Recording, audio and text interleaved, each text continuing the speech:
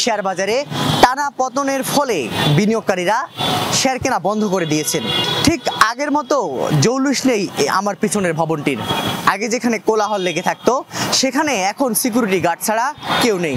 বিনিয়োগকারীরা বলছেন এভাবে শেয়ারের পতন হতে থাকলে বিনিয়োগকারীরা শেয়ার কিনতে অনুৎসাহিত হবেন।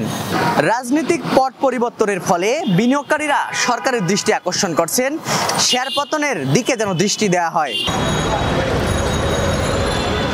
রাজধানীর মতিঝিলে যখন ঢাকা স্টক এক্সচেঞ্জের অফিস ছিল তখন প্রতিদিনই থাকতো উৎসব মুখর পরিবেশ। সেই জৌলুস এখন আর নেই। সময়ের সাথে সবকিছুর পরিবর্তন হলেও দেশের শেয়ার বাজারে আসেনি কোনো সফলতার ছোঁয়া। প্রতিনিয়ত পুঁজি হারাচ্ছেন বিনিয়োগকারীরা। টানা পতনে শেয়ার বাজারের অধিকাংশ কোম্পানির শেয়ার দর নেমেছে ফেস ভ্যালু বা তারও নিচে। দেশের প্রধান শেয়ার বাজার ডিএসইর প্রধান সূচক 11 ডিসেম্বর 42 পয়েন্ট কমে অবস্থান করছে 5124 পয়েন্টে। এদিনে দরপতন হয়েছে 291টি কোম্পানির শেয়ারে।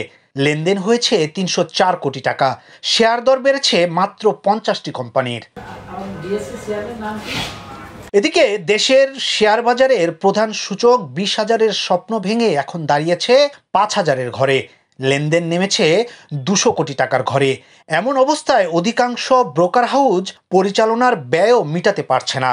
এ অবস্থায় প্রতিষ্ঠান বন্ধ করে দেয়া ছাড়া আর কোনো উপায় দেখছেন না তারা।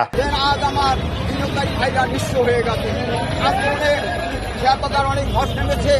এদেরকে হারানো পুঁজি পাওয়ার ব্যবস্থা করে, শেয়ার বাজারকে চাঙ্গা করে, যারা ক্ষতিগ্রস্ত হয়েছে তাদের ক্ষতিপূরণের ব্যবস্থা করে, শেয়ার বাজার ক্ষমতা ফিরে আনে।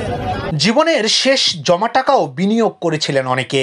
লাভের আশায় পুঁজিবাজারে এসে এখন হতাশায় দিন পার করছে। তাকিয়ে আছে নতুন সরকারের দিকে, যদি একটু সুনজর দেয় সরকার, যাতে নিজেদের লসে থাকা পুঁজিটুকু তুলতে পারে শেয়ার বাজার থেকে। অধিকাংশ বিনিয়োগকারীর কোটি টাকার ইনভেস্টমেন্ট এখন লাখ বা হাজারে এসে দাঁড়িয়েছে।